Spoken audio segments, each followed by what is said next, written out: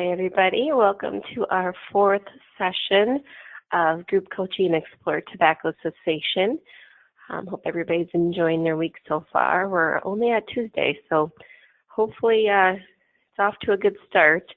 Last session we talked more about medications.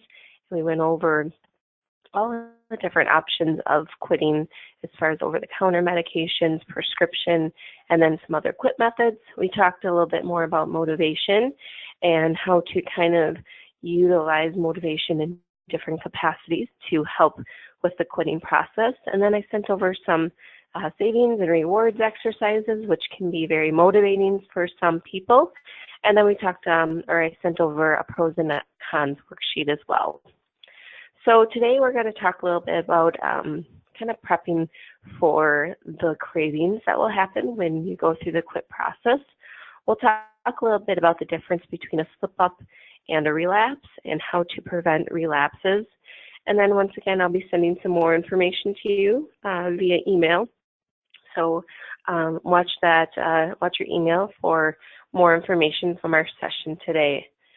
So let's get into it. So people who use tobacco products may experience intense cravings or get the urge to smoke. There are ways to kind of overcome these cravings. The cravings tend to only last a few minutes and then pass, although they can be, as I mentioned, intense. Resisting the cravings time after time allows you to kind of keep moving forward with your progress and your overall goal of becoming smoke-free. So here are a few ideas to kind of work through, maybe see what would work best for you to kind of help you ride out that urge to smoke or use tobacco. The first one is delay. As I mentioned, usually it's only a few minutes. So if you are having the urge to smoke, there will be times like that. So fighting that urge and fighting the urge to give in and waiting it out for 10 minutes can really be that ticket. So try and find activities that you can kind of keep your mind off of that urge. You maybe have that list kind of ready to go. I know we talked about that before, but just having something that can be your go-to to get you through, that 10-minute period to delay the craving. The next one is don't have the mentality of just having one. It'd be very tempting to just have one cigarette to satisfy a craving. However, doing so can definitely open the door to having more than just one, and starting to use the tobacco products again would be where you would have to be. So don't have that in your mindset that you'll just have one. The third one is avoid triggers. So there'll be some certain places, activities, or situations that urge you to smoke, and those are the strongest places that have that trigger for you. So knowing what those places are, to avoid those places as much as possible, to avoid the temptation. If one of those triggers is possibly smoking on your lunch break, once again, trying to have an activity or changing up your routine to not have that kind of routine or trigger in your place. So maybe going for a walk or not going to the place where you normally smoke or that type of thing. The fourth one is be active. Exercise is a great way to take your mind off of a craving. Shooting for 30 minutes a day of physical activity can really help break that trigger. Taking a walk at lunch once again, or after work, or maybe even just like cleaning your house can be really a good distraction. The fifth one is managing stress. Dealing with the cravings can often be stressful. So instead of using smoke to deal with stress, try some relaxation techniques. Maybe take a yoga class, get a massage, do some deep breathing exercises, or hypnosis can really help reduce cravings. Support. If you have a friend or a family member that you trust, that you can confide in, talk to them about your thoughts, how you're feeling, maybe even schedule time to talk on the phone or plan time to meet up with them on a regular basis. maybe even exercise together, double duty on the friendship. That would be really a good support system. And then the 7th one is focus on why you want to quit. Remember that quick letter that you have. If you're into writing things down and you have a journal, relate back to those reasons why you initially want to quit. Keep this accessible so you can kind of look back at it often, whether it's your kids or to save money or better overall health. Remember, this is your decision and why you want to do it, and I think that's the really most powerful way to go back to it is, really stemming into that overall vision of why you want to quit. The 8th one is be involved. Look into joining a group or a class with others that are going through the same process as we mentioned last week. And there's different quit programs and support groups that are available to you. This might be a good option.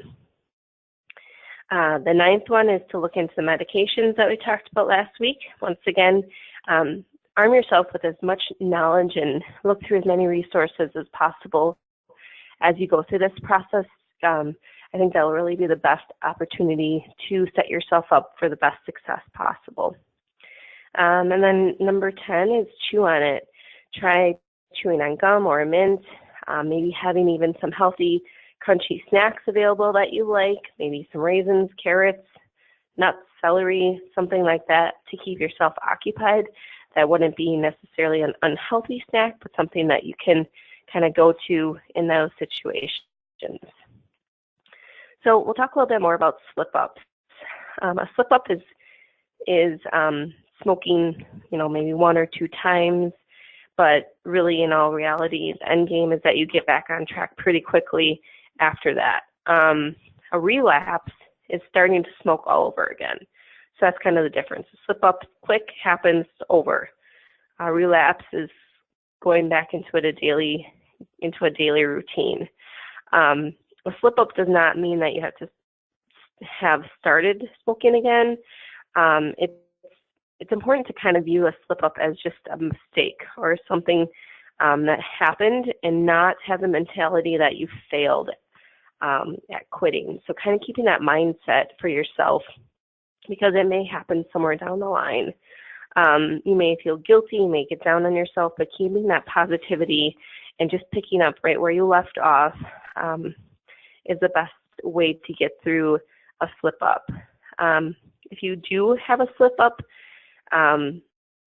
once again, just don't give up. Keep those reasons available to you. Remember your tools and resources that you are building for yourself to kind of continue on where you're going. Don't throw in the towel. Don't have that, all or nothing mentality. Although, even if you're going cold turkey, just keep at it and keep that positivity for yourself.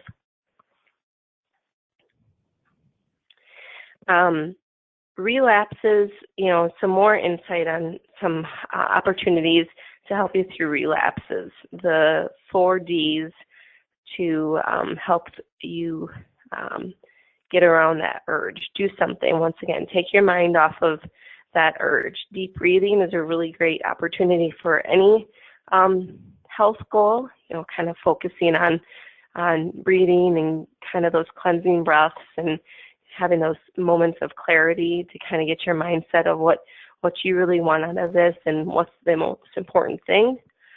Drink water.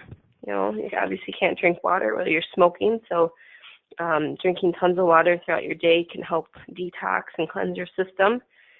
And delay, once again. Fight that urge as long as possible. Once again, those urges often are minutes long, so if you can get through that and have something for yourself to kind of get you through that, that's the best opportunity to get through preventing a relapse. So, here's some questions to think about as you, are,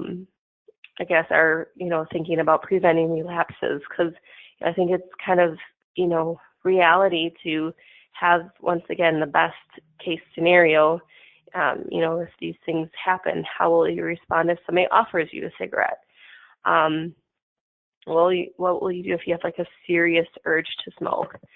How can you make a situation better so you're not tempted? How can you make this situation as easy or as least difficult as possible.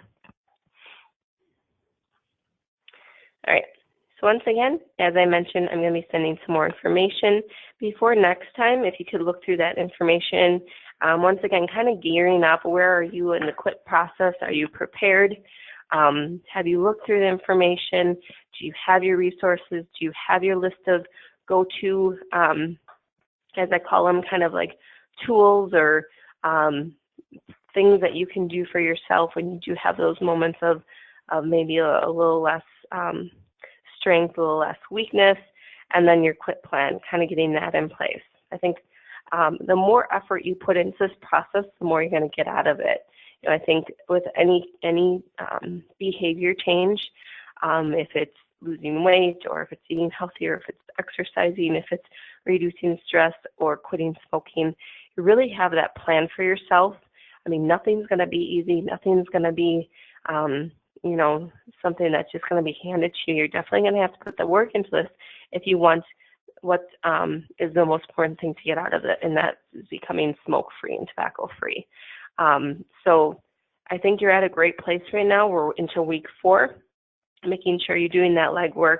Once again, I know it's a timing thing, so if this week is not the week, this month is not the month, that's fine. Save all these resources, save all this information, and when that time is right for you, you can dig all this stuff out, and it really will resonate better and a little bit more clear for you during that time. So I hope you're able to kind of really be mindful of if the time is right for you. We talked a little bit about, taking care of ourselves with some exercise opportunities and maybe even some, stress reduction opportunities. I'm going to do a deeper dive next week to kind of kick us off into, the last part of our journey together. So we'll go over that. And then if you guys have any questions or need anything during the week, feel free to reach out to me. Otherwise, we'll plan on our last session next week, Tuesday. Same time, same place. Hope you guys are having a good week, and we'll talk to you then.